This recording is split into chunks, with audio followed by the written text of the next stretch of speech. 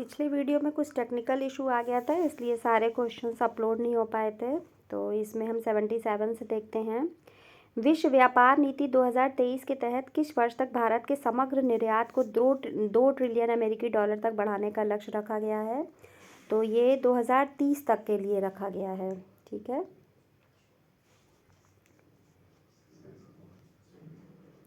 आर्थिक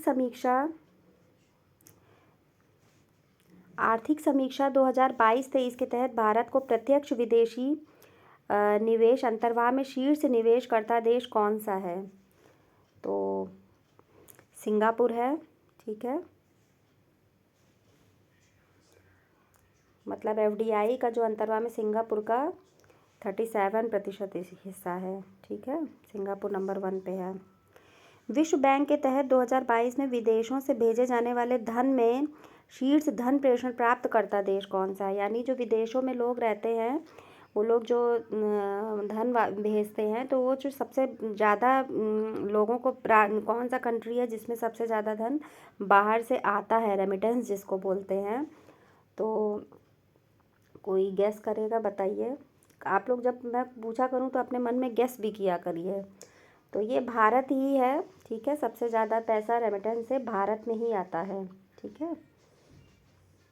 2022 में 100 बिलियन अमेरिकी डॉलर के प्रत्याशित धन प्रेषण स्तर के साथ भारत शीर्ष प्राप्तकर्ता देश था। सोचिए, 100 बिलियन अमेरिकन डॉलर 2022 में आया था। जो बाहर लोग रहते हैं उन्होंने भारत में भेजा था। देश के प्रतिकूल भुगतान संतुलन को ठीक करने के लिए अल्पकालीन सहायता कौन सी संस्था सहायता करती है? तो अंतर्राष्ट्रीय मुद्रा कोष। ठीक है। International monetary fund. अल्पकालीन सहायता। निम्न कथनों पर विचार कीजिए। संघाई सहयोग संगठन का मुख्यालय बीजिंग में है। भारत इसकी स्थापना से इसका सदस्य है। तो जो है इसका ऑप्शन 1 तो करेक्ट है, ऑप्शन 2 नहीं इसका करेक्ट है। ठीक है। एससीओ का मुख्यालय जो बीजिंग में है, और इसका गठन जो है पूछा जाता है, ये 1996 में हुआ था। और 2001 में एससीओ के गठन के पहले कजाकिस्तान, चीन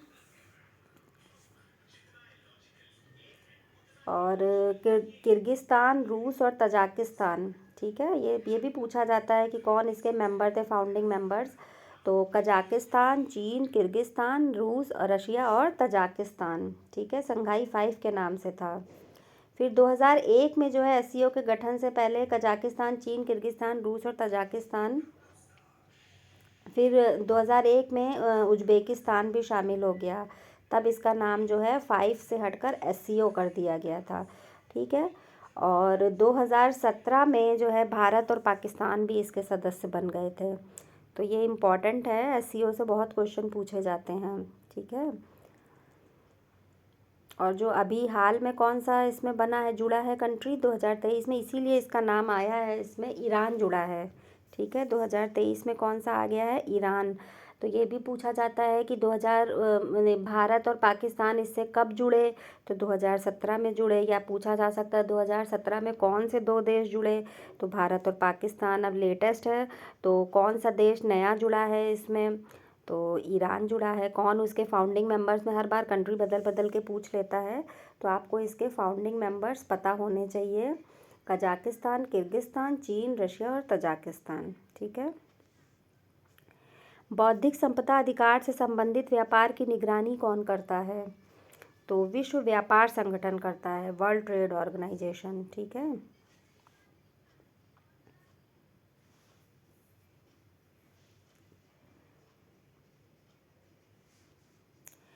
सार्क की स्थापना कब हुई थी? ये सबकी स्थापना बहुत पूछी जाती है। तो सार्क की स्थापना जो है 1985 में हुई थी। ठीक है। ढाका शिखर सम्मेलन में हुई थी, ये भी याद रखिएगा। और इसके सदस्य देश कौन है, ये भी पूछा जाता है। भारत, पाकिस्तान, मालदीव, बांग्लादेश, श्रीलंका, भूटान, नेपाल और अफगानिस्तान। और इसका हेडक्वार्टर भी पूछते हैं, काठमांडू में है। ठीक है।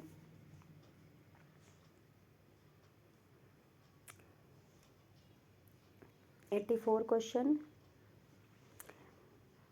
अच्छा देखिए, आ गया ऑर्गेनाइजेशन और उसका मुख्यालय।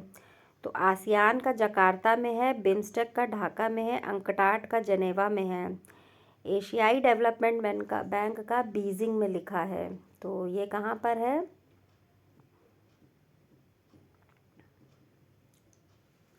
मनीला में है, ये फिलीपींस में, ठीक है, मनीला में है। इसमें बेजिंग दिया हुआ है, तो ये सारे याद कर लीजिएगा। आसियान, जकार्ता, बिम्स्टेक, ढाका और अंकटाड, जिनेवा।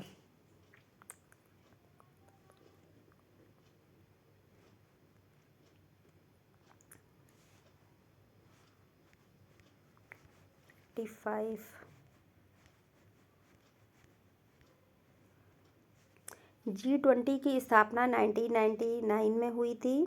हाल ही में इसका 2023 का सम्मेलन भारत में हुआ था। तो ये दोनों ही सही हैं। 1999 में इसका स्थापना हुई थी और अभी जो है भारत में कितना G20 का सब हुआ था, तो सबको पता होगा। G20 देश कौन से हैं, ये इसमें ये भी पूछ लिया जाता है कि G20 देश 60% आबादी जो है कवर करते हैं। वैश्विक इनका GDP जो है 80% है और वैश्विक व्यापार जो है 75% है। ये बिल्कुल रट लीजिए, ये मेंस में भी जो है पूछा जाता है। लिखने में, आंसर लिखने में बहुत अच्छा लगता है कि आपको इतना पता है कि 60% पॉपुलेशन कवर होती है, GDP का 80% और व्यापार का 75%, ठीक है। निम्नलिखित में से किस प्रकार की बेरोजगारी कृषि के क्षेत्र में प्रधानता है? तो प्रच्छन्न बेरोजगारी, ठीक है, जिसमें एक प्रच्छन्न बेरोजगारी क्या होती है कि जिसमें एक जिनकी ज़रूरत भी नहीं होती वो लोग भी उसमें काम करते रहते हैं, ठीक है।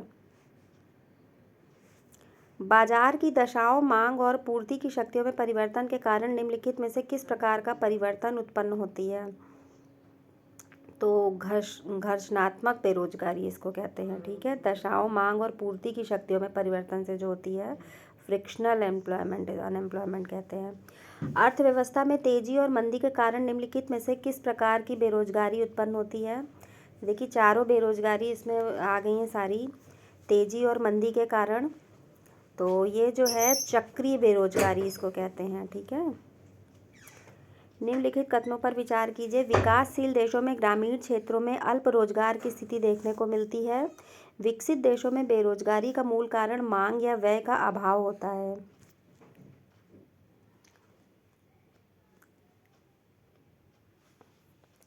तो ये दोनों ही सही हैं, ठीक है। जो डेवलपिंग कंट्रीज़ होते हैं उनके रूरल में अल्प रोजगार की स्थिति तो मिलती ही है देखने को, और डेवलप्ड जो होते हैं बेरोजगारी का मूल कारण क्या होता है? मांग या व्यय का अभाव होता है, ठीक है।